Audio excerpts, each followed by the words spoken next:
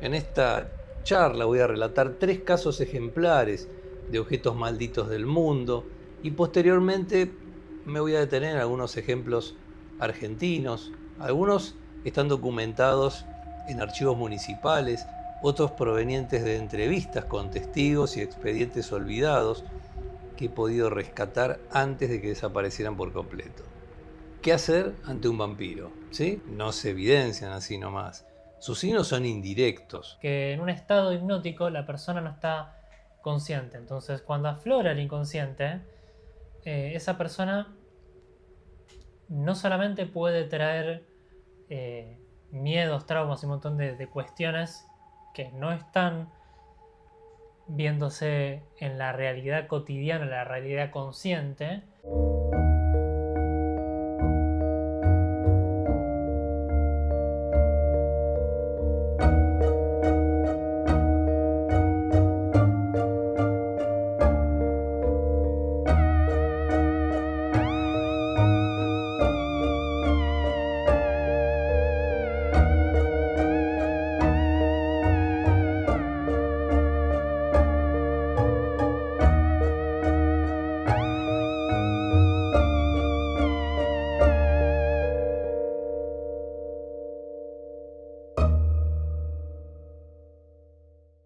Profesor, viene complicado el tema porque resulta que quiere hablar de cosas que están malditas, ¿no es cierto? ¿Me dijo? Exactamente, de Bueno, objetos objetos malditos. malditos. Mm. O sea, el vínculo entre la sombra y la materia. Así que, según escucho, ya es hora, ¿no es cierto, profesor? Sí, él ya está aquí, así que comencemos. Desde ya, permítame comenzar esta exposición con una advertencia que hago siempre a mis estudiantes cuando hablo de estos temas. Sí. Un objeto jamás está muerto. Ningún artefacto, por más sencillo o doméstico que parece, es completamente inerte. La materia recuerda, la materia acumula, Mm. la materia registra todo lo que la atraviesa, desde la intención del artesano, el que la construye, Mm.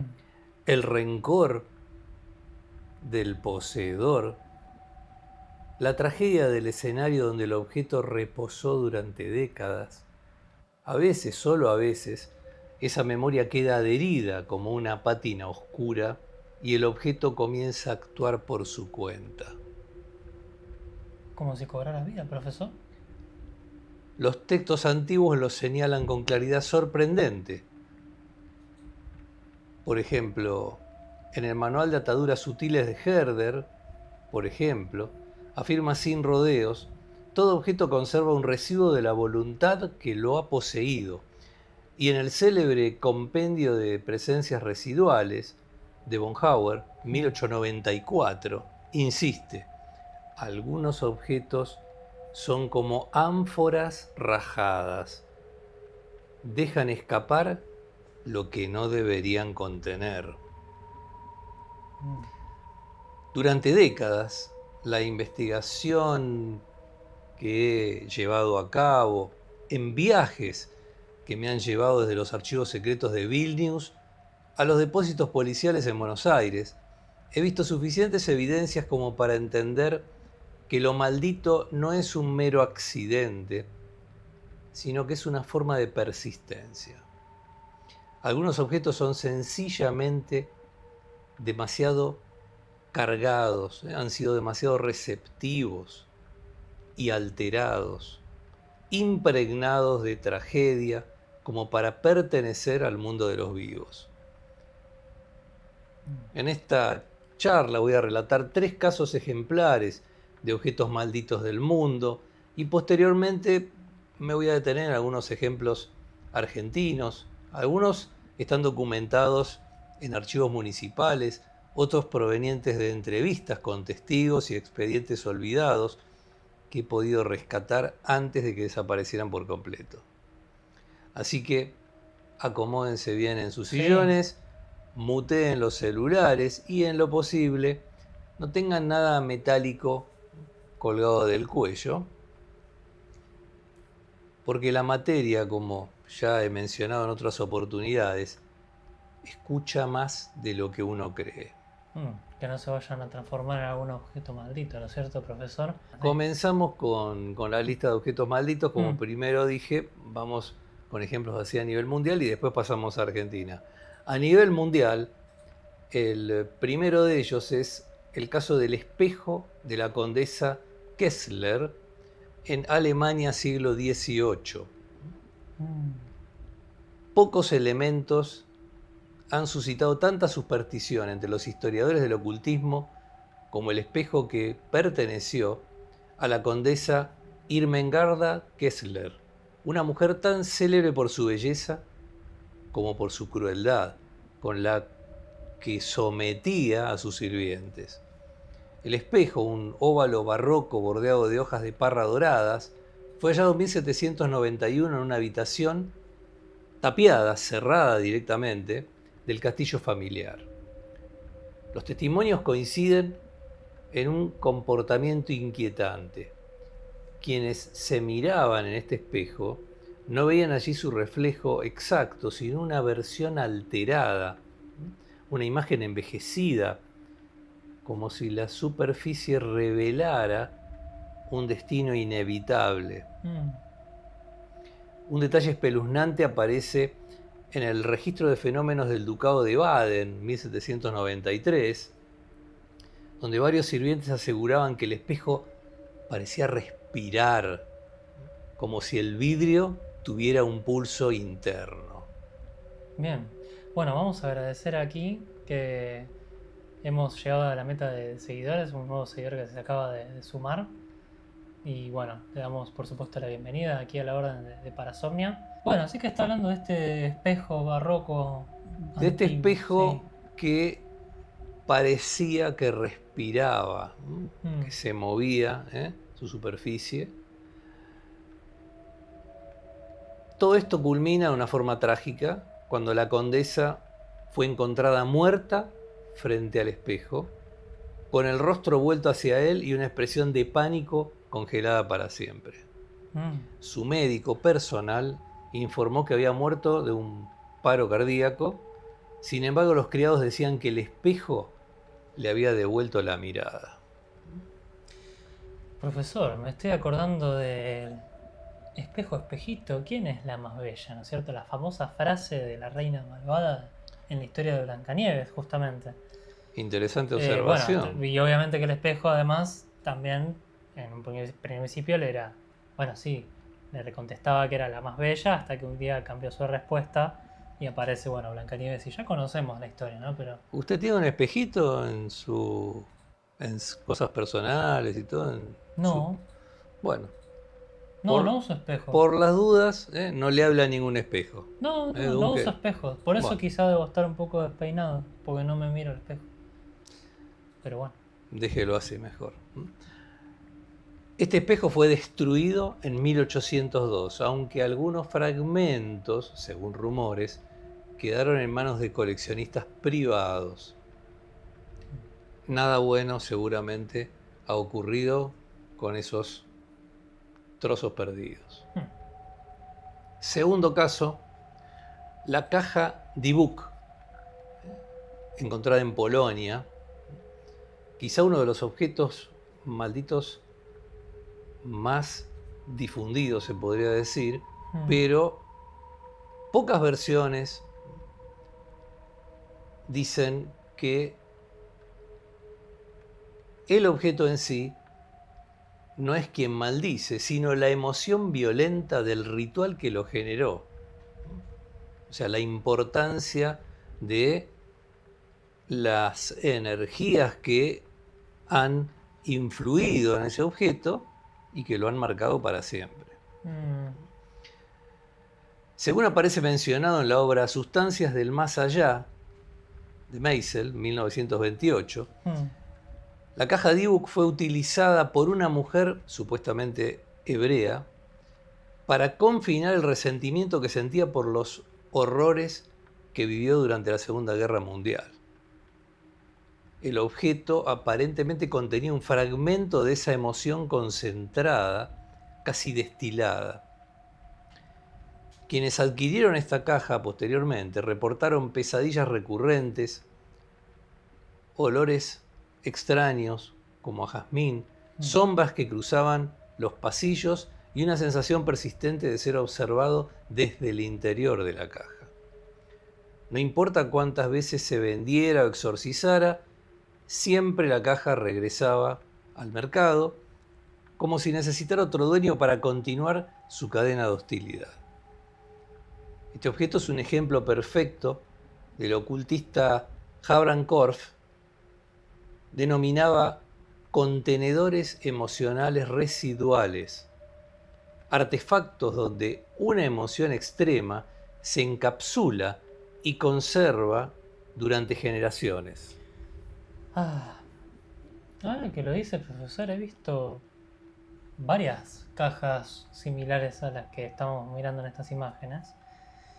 Hay varias en su casa dando vueltas por ahí. Me da curiosidad porque están todas cerradas y ahora me pregunto qué encierran, ¿no es cierto? Porque podrían tener algo en contraespectro.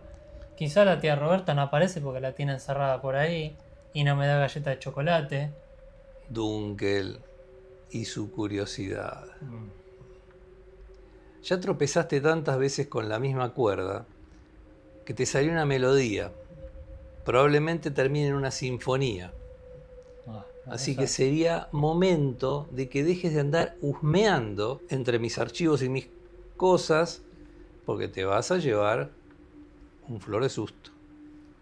Profesor, bueno, no puede negar que no tengo parte de su curiosidad, así que... La curiosidad mató al gato, Dunkel.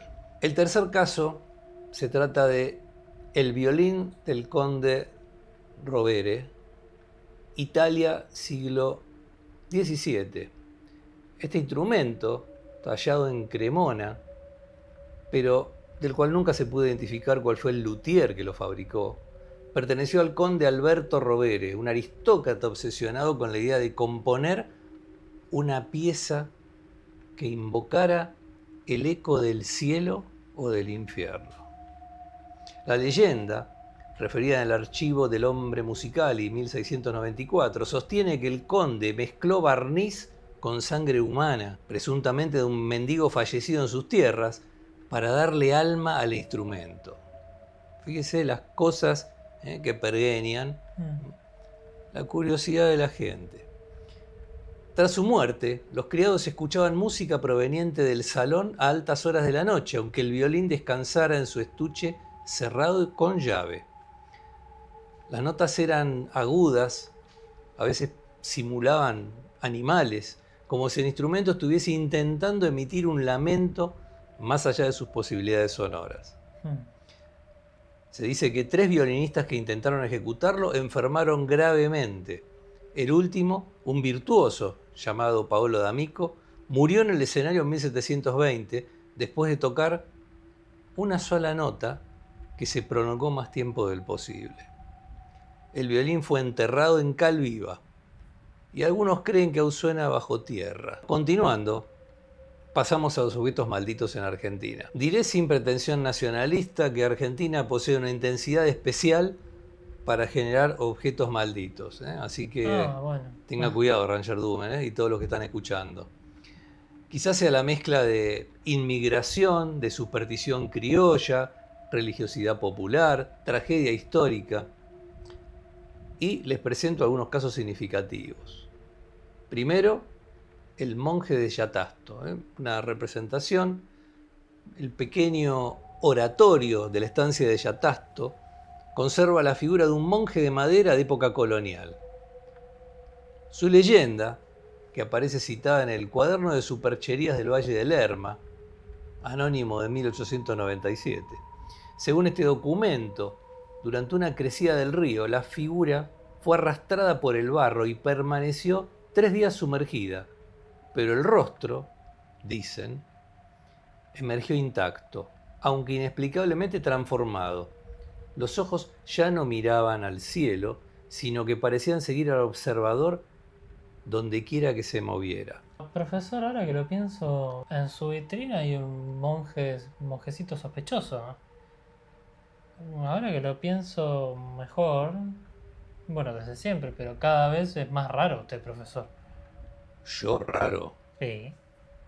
para nada. Lo que sucede es que yo soy una edición limitada. Va, ahora le dicen así. Siguiendo con la historia, un capataz llamado Benicio Ríos afirmó que una noche la figura giró la cabeza hacia él cuando estaba en el oratorio.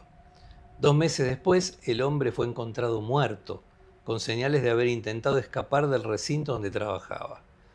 No hubo evidencias de ataque humano ni animal. Hasta hace unos años, esta figura todavía permanecía en ese oratorio. Y yo puedo decir, tras haberla observado una tarde, que esa mirada profunda no es de madera. ¿Ah, no? No, ¿Y de qué, profesor? hay algo misterioso y animal en esos ojitos. Parece un Pasamos, fraile, dice Juan. se dio cuenta, ¿no, Juan Sí. Adrián? Usted sabe, ¿no?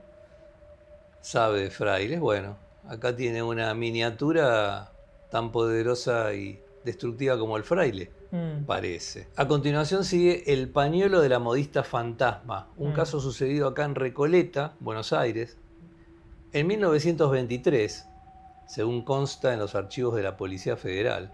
Una modista llamada Estela Borda murió en su taller después de que un rollo de tela cayera sobre una lámpara de querosén, provocando un incendio que acabó con su vida. Solo se recuperó un objeto del lugar, un pañuelo bordado con sus iniciales. El pañuelo fue entregado a su hermana, quien comenzó a experimentar un patrón repetido de pesadillas donde Estela aparecía semicarbonizada, señalándola con el dedo. Lo terrible es que el pañuelo amanecía cada mañana doblado en forma diferente, como si hubiera sido manipulado por una mano experta en costura. Tras la muerte inexplicable de la hermana, aparentemente un paro cardíaco, acompañado de marcas circulares en las muñecas, como si hubiera sido sujetada por hilos o cuerdas invisibles, el pañuelo fue donado al Museo de la Policía. Solicité acceder a él una única vez en el año 2009. No lo voy a volver a hacer. El bordado parecía más reciente que la fecha de la muerte de Estela Borda, demasiado más reciente. Seguimos con la Piedra del Cerro Colorado, en Córdoba. En el norte de Córdoba, los lugareños evitan tocar cierta piedra rojiza, muy extraña, hallada cerca de las cuevas con pictogramas. Según relatos reunidos por el etnógrafo Landriel en Pulsos de la Tierra Pintada, 1956, quien toca esta piedra experimenta un fenómeno inquietante. Siente que la piedra late. Un muchacho de la zona, vamos a llamarlo Federico, la llevó a su casa a modo de recuerdo. Hay que aclarar que esta piedra tiene el tamaño aproximado de un balón de fútbol, de una pelota número 5. Bastante grande, profesor. Esa noche, Federico escuchó golpes dentro de la pared como si algo intentara salir. Su familia aseguró que Federico habló en una lengua desconocida durante horas, hasta que finalmente cayó desmayado. La piedra, según la madre, estaba caliente. Parecía recién sacada de un horno.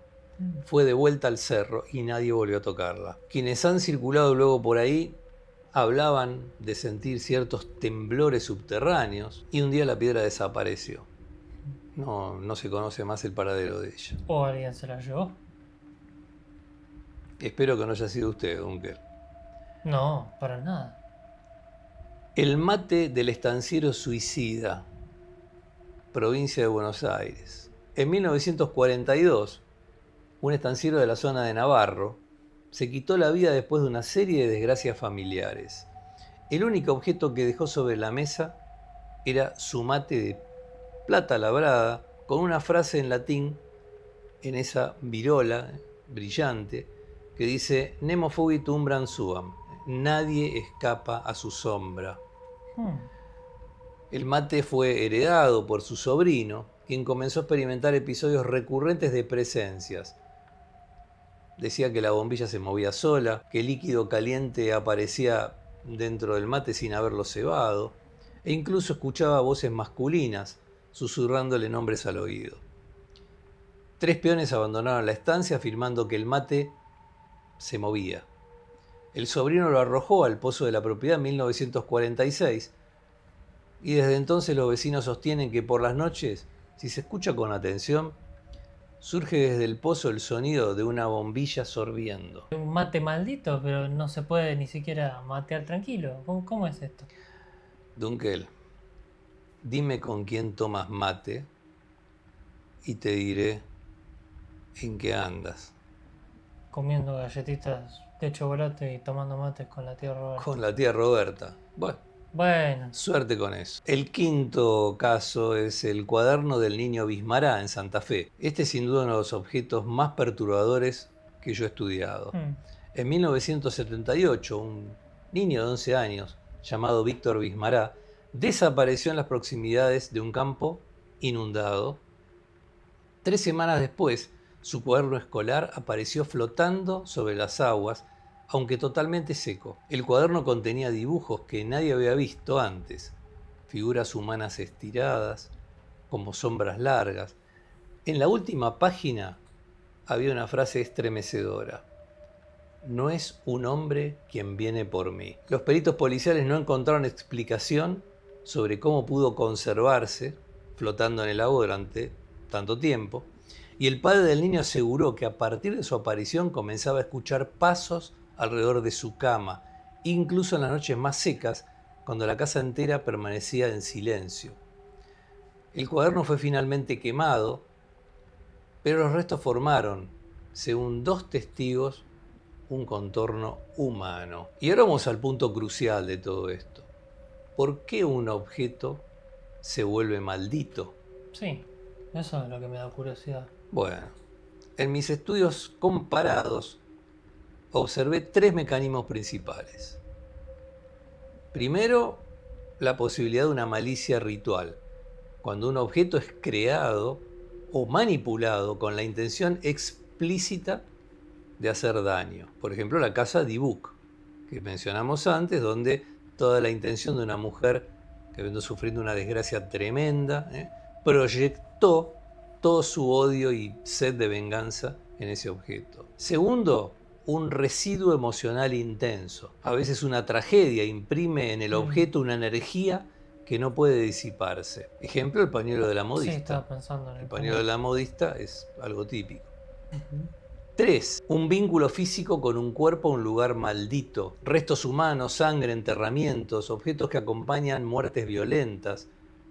Por ejemplo, el violín del conde Rovere, si aceptamos que la sangre fue realmente utilizada, ¿no es cierto? Claro. El Tratado de Memoria Material de Søren Halvik, 1911, resume esta idea con precisión. No es el objeto el que desea, es el deseo lo que encuentra un objeto donde permanecer. En conclusión, los objetos tal vez funcionan como puertas. Los objetos no están poseídos, están abiertos, como si fueran puertas diminutas hacia algo que no debería tener paso, pero que aún así encuentra una grieta para manifestarse. Si alguno de ustedes conserva un objeto familiar cuya presencia se ha vuelto inquietante, ya sea un cuadro que parece cambiar, un amuleto que produce sueños recurrentes, una reliquia heredada que pesa demasiado cuando se la sostiene con la mano, no ignoren estas circunstancias. El desdén es el primer paso hacia el desastre. Los objetos escuchan, los objetos esperan, los objetos recuerdan. Y algunos, como ya saben, quienes han leído los textos prohibidos de von Hauer, saben también cómo volver. Así que espero, Sí. Dunkel, que le haya quedado claro a usted y a la Orden de Parasomnia la información que les he brindado en esta charla. como para al menos ser cuidadosos, Sí, precavidos, observadores, no menospreciar a veces esas cositas que suceden, pero tampoco imaginar y sugestionarse como usted que de pronto profesor. ve pasar, por ejemplo, va a pasar un hipopótamo por acá por el estudio, y en realidad era el gato Merlín. Nah, pero tampoco exagere, profesor. ¿Cómo? A los hechos me remito. Este es un tema que da para mucho, por lo Sí. tanto, varias veces vamos a tocar distintas vertientes de estos sucesos Hmm. y también de a poquito vamos a dar algunas recetas sobre cómo enfrentar la situación, qué hay que hacer, qué no hay que hacer Sí, eso es muy ante estas interesante. cosas. ¿Qué hacer ante un vampiro? ¿Sí? Primer punto, hay que reconocer al vampiro. Un vampiro rara vez se anuncia con colmillos visibles, no se evidencian así nomás. Sus signos son indirectos, a veces padecen fatiga inexplicable en una persona, sueños recurrentes con visitas nocturnas, siembran inquietud en los animales, hay sombras que no coinciden con el cuerpo que las proyecta, la piel del vampiro no refleja bien la luz. En los espejos suele no aparecer o aparecer como algo turbio desplazado. Su voz es calmada, demasiado persuasiva. Hmm. Evita cruzar umbrales sin una invitación explícita. Si alguien insiste en entrar en tu casa, aunque sea con pretextos triviales, tenés que extremar precauciones. Estas son ciertas pautas que nos permiten reconocer algunos detalles, algunos indicios. Hmm. Ahora, lo que no hay que hacer, atención con esto, Sí. no invitarlo jamás a que atraviese el umbral de tu casa. Ni por cortesía ni por burla, no invitarlo. No dialogar demasiado con esta persona, porque si sospechás que es un vampiro, tenés que tener en cuenta que el vampiro se fortalece con la tensión y la duda. No confiar en símbolos aislados. Tener encima un crucifijo o prender una velita no alcanzan. No atacarlo sin estar bien preparado.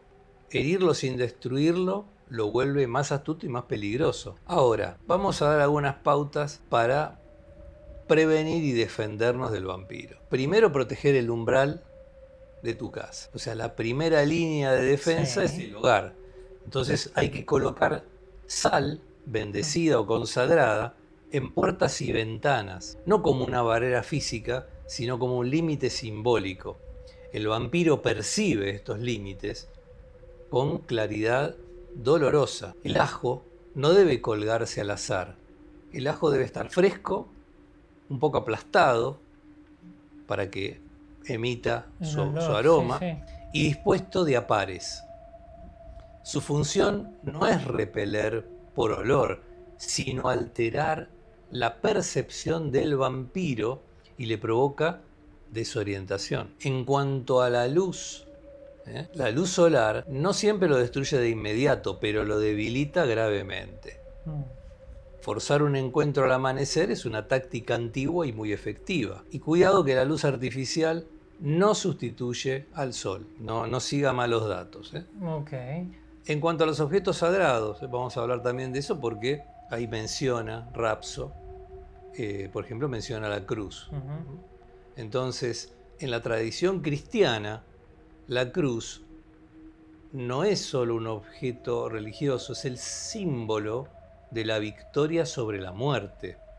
Hmm. El vampiro, en cambio, representa una vida detenida, una existencia que se rehúsa a completar el ciclo natural, vida, muerte, trascendencia. Por eso el vampiro no está simplemente muerto, se podría decir que está mal muerto, y la cruz encarna la aceptación de un sacrificio y del fin, algo que el vampiro niega. Ahora, hay que aclarar que la cruz sin fe no sirve de nada. Un humilde símbolo improvisado con dos ramas, un gesto, incluso una palabra sagrada, pueden funcionar, pero hay que tener fe. La cruz no quema al vampiro por su forma, sino por la fuerza espiritual de quien la lleva, de la fe de quien la tiene, quien la posee, y que es canalizada a través de la cruz. Otro objeto a tener en cuenta, en especial ahí lo ven, el agua sacra, el agua bendita. En casi todas las culturas el agua es un elemento liminal, marca pasos, lava impurezas, separa planos. Cuando es bendecida, se convierte en agua que está dedicada a lo sagrado y porta, lleva una intención ritual permanente. El vampiro, como una criatura liminal, ni vivo ni muerto, no puede atravesar ni soportar elementos que fijen límites. Entonces, el agua bendita le hace daño directamente. A veces se representa que lo quema, pero concretamente le hace daño y lo espanta. Finalmente, ya llegando a cómo destruir, ¿no es cierto?, un vampiro, cuando ya se sabe concretamente que esa persona cumple ese rol y está acusado de haber hecho cosas de vampiro, ¿no? Se utiliza la estaca, es el método final, que debe ser de madera, una madera que esté viva, ya sea de espino, de cedro, fresno, roble, y se debe colocar con un golpe directo al corazón, sin vacilar. No basta con clavarla, debe permanecer ahí hasta completar el ritual final, que consiste en decapitar, o sea, en cortar la cabeza del vampiro, colocarla entre los pies o enterrarla aparte. Y no es un acto de crueldad en sí, sino que es lo que se hace para poder cerrar el circuito de retorno, o sea, que el vampiro vuelva nuevamente a poder seguir con sus andanzas. Detalles a tener en cuenta que muchas veces, a veces uno los ve traslucir en alguna película como están muy bien guionadas, si no, no. El vampiro lo primero que ataca es la mente. Así que si uno está hablando con alguien que sospecha que es un vampiro, debe repetir en silencio el nombre propio y el linaje. Recordar que todo eso impide la sugestión. Hay que evitar la culpa, la compasión excesiva y la curiosidad, porque son puertas internas que se pueden abrir. Y el mayor error es creer que el vampiro es solo un monstruo externo, que se alimenta del consentimiento aunque sea mínimo. La defensa suprema es no ceder ni en pensamiento ni en palabra. Así que bueno, espero que este instructivo, si bien no garantiza una victoria, permite al menos no convertirse en cómplice de nuestra propia ignorancia. He visto varias de esas cajas, profesor, ahí que tienen el agua bendita. Vi que tienen una valija medio extraña ahí donde tienen esas cosas. Y bueno, pero cuando uno va a hacer una tarea de investigación, o cuando usted venga conmigo al cementerio, va a tener que llevar una de estas cajas que tiene toda una serie de elementos justamente para protegerse en todos estos casos. ¿Y le clavó la estaca a algún muerto, profesor? Usted puede contestarlos. Sí, a ver qué dice Rapso. También están los vampiros energéticos. Gente que se alimenta de la energía de otras personas, justamente. Y bueno, es cierto que da para hablar un programa entero de eso. Sin duda. Y he tenido algunas experiencias bastante desagradables con eso, porque tiene mucho que ver con técnicas de control mental, con sugestión, incluso con un uso indebido de la hipnosis. Mire, Dunkel, acá le están preguntando algo que primero le dejaría que usted le dé su punto de vista desde lo psicológico. A ver. Lo que dice Roger gente, sí, que está metido en el tema de la hipnosis. ¿Cómo sería un uso indebido? Bueno, a ver. Lo que sucede con la hipnosis es algo que, bueno, desde lo que tiene que ver con el psicoanálisis o la psicología, si hablamos o nos remontamos a Freud, que es considerado uno de los grandes pilares del psicoanálisis, justamente él en un comienzo la utilizaba y la deja de utilizar. ¿Por qué? Porque es un estado no consciente. Nosotros en este momento queremos pensar que están conscientes. Ustedes sabrán decirnos, comentarlo o no en el chat también. Creemos o queremos creer que estamos conscientes en este momento, pero justamente lo que sucede es eso, que en un estado hipnótico la persona no está consciente. Entonces cuando aflora el inconsciente, esa persona no solamente puede traer miedos, traumas y un montón de cuestiones que no están viéndose en la realidad cotidiana, en la realidad consciente, y no solamente eso, sino que además puede ser inducido a obedecer y realizar órdenes. El mismo Freud lo ha atestiguado y lo ha descrito, que de pronto le daba alguna orden y que luego del estado hipnótico esa persona, sin saber por qué, iba y ejecutaba la orden que él le había dado. Exactamente. Ahí entonces un poco el hecho del uso indebido, o sea, del Sí. poder meterse, ¿no es cierto?, En la mente, sí. en el inconsciente de una persona y hacerla hacer cosas de las cuales no está consciente. No sabe por qué las hizo, pero las hizo. Entonces ahí se vuelve algo peligroso y su uso indebido está penado por la ley.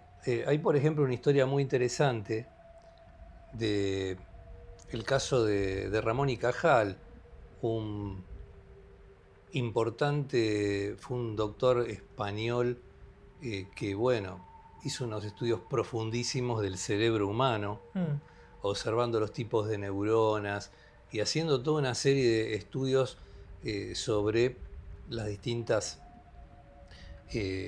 facetas de sueño, de vigilia, el trabajo del consciente, del inconsciente.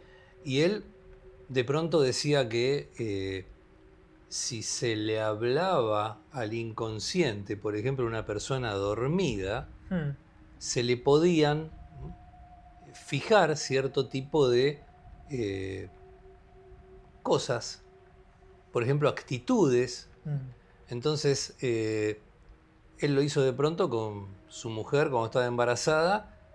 De noche le hablaba, ¿no es cierto? Y en su oído le decía que iba a tener un parto sin dolor, que iba a salir todo bien.